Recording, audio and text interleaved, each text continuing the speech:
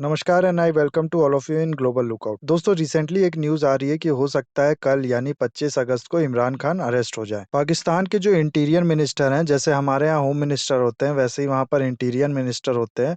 उनने देश के प्राइम मिनिस्टर यानी शहबाज शरीफ से ये परमिशन मांगी है कि इमरान खान को अरेस्ट करने दिया जाए। पाकिस्तान की अलग ही हिस्ट्री है अपने देश के प्राइम मिनिस्टर ऑफिस को लेकर।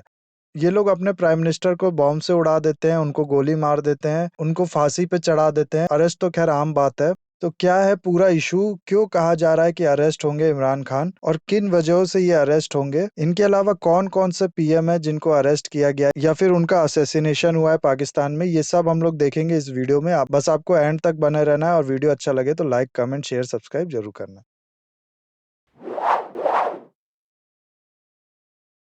इमरान खान एक रैली करते हैं इस्लामाबाद के F9 पार्क में, जिसमें वो कहते हैं हम लोग यानी उनकी पार्टी पीटीआई एक्शन लेगी और केस करेगी इस्लामाबाद के इंस्पेक्टर जनरल ऑफ पुलिस और deputy inspector general of police पे। वी वॉन्ट स्पेयर यू, हम तुम्हें छोड़ेंगे नहीं, ऐसा वो कहते हैं। फिर वो यही नहीं रुकते, जुडिशरी का भी बायस्ड एटीट्यूड है और इसका जो कॉन्सिक्वेंसेज होगा वो फेस करने के लिए तैयार रहे जुडिशरी, ऐसा वो कहते हैं। साथ ही साथ वो कहते हैं कि जेबा चौधरी जो कि एक डिस्ट्रिक्ट एंड सेशन जज है, उनके खिलाफ भी एक्शन लेगी उनकी पार्टी। सवाल ये उठता है कि क्यों ये इमरान खान इतने आक्रामक हैं, क्यों इनने ऐसा कहा कि हम एक्शन लेंगे इन सबके खिलाफ, और क्यों इनने जुडिशरी, आर्मी, पुलिस इन सबको वार्न किया? दरअसल हुआ क्या है कि शहबाज गिल जो कि काफी क्लोज थे इमरान खान के, ये इमरान खान के कैबिनेट में मिनिस्टर भी रहे थे, इनको हाल में ही अरेस्ट किया है इस्लामाबाद की पुलिस ने। इसके बाद पुलिस ने मजिस्ट्रेट से इनको कस्टडी में रखने की परमिशन मांगी थी और इस परमिशन को ग्रांट कर दिया था जेबा चौधरी ने। क्यों शहबाज गिल का अरेस्ट हुआ है? शहबाज गिल पे इल्जाम लगा है कि इनने Pakistani private TV channel ARY news के साथ मिलकर प्रोपेगेंडा फैलाने की कोशिश की है स्टेट के खिलाफ। पुलिस ने ऐसा कहा है कि इनने स्टेट के खिलाफ स्टेटमेंट दिया है और लोगों को रेबल करने के लिए इंसाइट किया है, यानी बगावत करने के लिए उकसाया है। यहाँ तक कि आर्मी के खिलाफ भी हेटेड फैलाने का इल्जाम लगा है इन पे, जिसके बाद से ये पुलिस कस्टडी में थे और रिसेंटली इनके लीगल टीम ने ये कहा है कि हम लोग जाएंगे एपेक्स कोर्ट और पुलिस के खिलाफ टॉर्चर करने का केस करेंगे। दरअसल इनने इस्लामाबाद पुलिस पे इल्जाम लगाया है कि इनने टॉर्चर किया है शहबाज गिल को। इसके अलावा पाकिस्तानी रेगुलेटरी वॉचडॉग PEMRA यानी पाकिस्तान इलेक्ट्रॉनिक रेगुलेटिंग अथॉरिटी ने ARY न्यूज चैनल के खिलाफ भी क्रैकडाउन किया था इसी चीज को लेके। और एक और इल्जाम था इन पे कि इनको ऑर्डर दिए गए थे PEMRA के द्वारा इमरान खान की जितनी भी स्पीचेस होती है आप उनको थोड़ा डिले करके चलाओ,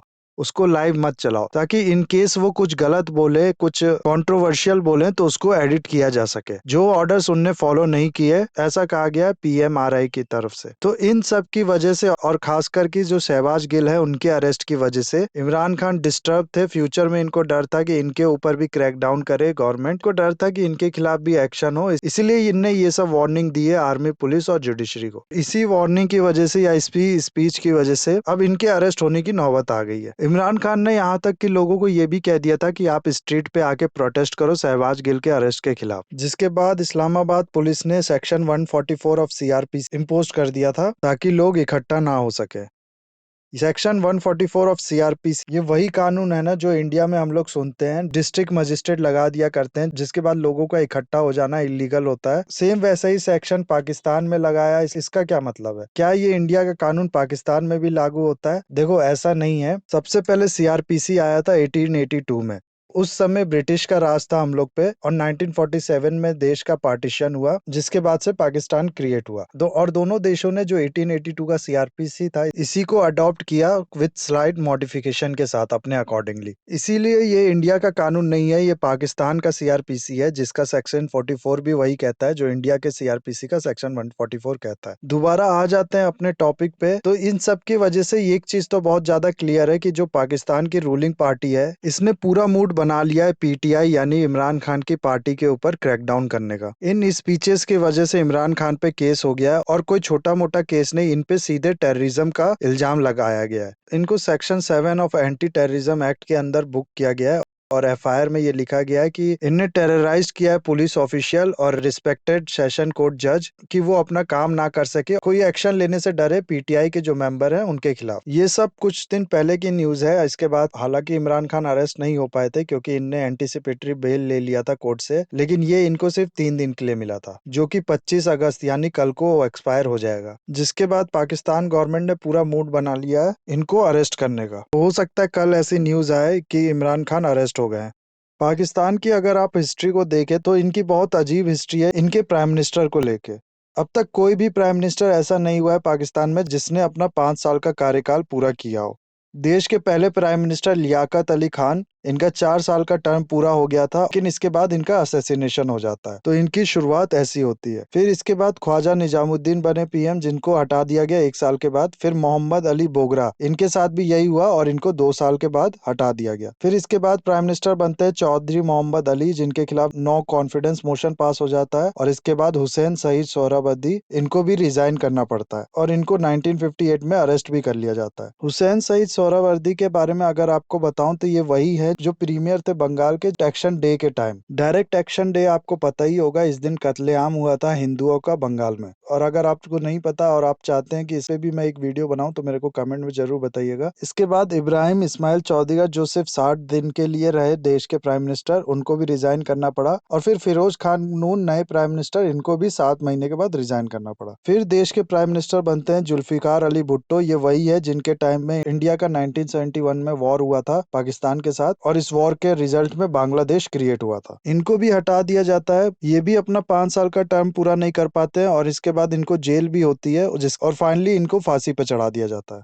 फिर मोहम्मद खान जुनेजो, इनको भी डिसमिस कर दिया गया था और इनके बाद जुल्फिकार की बेटी बेनजीर भुट्टो प्राइम मिनिस्टर बनी थी। इनका असैसिनेशन हुआ था, इनको गोली मार दी गई। फिर जो किलर्स थे उसने सुसाइड बम डेटोनेट कर दिया था, जिसकी वजह से इनकी और काफी लोग की डेथ हो गई थी। फिर देश के प्राइम मिनिस्टर बनते हैं नवाज शरीफ, जिसको हम सब जानते हैं। ये कई बार देश के प्राइम मिनिस्टर बने और बार बार हटा दिए गए हैं, कभी भी ये 5 साल का अपना कार्यकाल पूरा नहीं कर पाए। फिर दोबारा इनकी पार्टी जीती है, दोबारा ये प्राइम मिनिस्टर बने और फाइनली जब इमरान खान प्राइम मिनिस्टर बने थे तब इनको जेल भी भेज दिया गया था। इसके बाद इमरान खान प्राइम मिनिस्टर बनते हैं, जिनको हाल में ही हटा दिया गया था। इसके बाद प्राइम मिनिस्टर बने नवाज शरीफ के भाई शहबाज शरीफ, जो अब कहा जा रहा है कि इमरान खान को जेल में डालेंगे। तो ये कुछ नया नहीं है जो इमरान खान के साथ हो रहा है, ऐसा अक्सर होता आ रहा है पाकिस्तान में। जब भी सरकार चेंज होती है तो पिछले प्राइम मिनिस्टर के खिलाफ कुछ ना कुछ बड़ा एक्शन लिया जाता है। इमरान खान के साथ भी वही होगा। अपने स्पीच में इमरान खान ने आर्मी पे भी काफी सवाल उठाए, उनके बारे में भी काफी उल्टा सीधा कहा है। हालांकि आर्मी ने अभी तक इस पे कोई रिस्पॉन्ड नहीं दिया है। देखते हैं आगे कुछ कहती है पाकिस्तानी आर्मी या नहीं।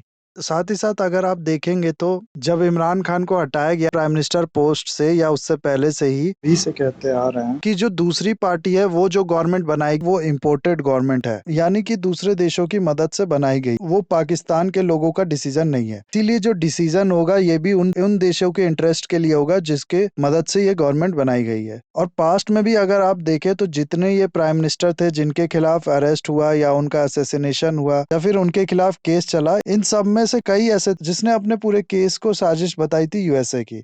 तो यूएसए पे हमेशा से इल्जाम लगता आ रहा है पाकिस्तान में। आई डोंट नो इस केस में क्या सिचुएशन है, यूएसए का हाथ था या नहीं था इमरान खान को हटाने में, लेकिन इमरान खान इस चीज को बहुत जोर जोर से बोलते हैं। लेट्स सी आगे क्या निकल के आता है। अभी के लिए मुझे दीजिए इजाजत, और वीडियो अच्छा लगा तो लाइक कमेंट शेयर सब्सक्राइब जरूर कीजिएगा। That's all for the video. Have a nice day, take care.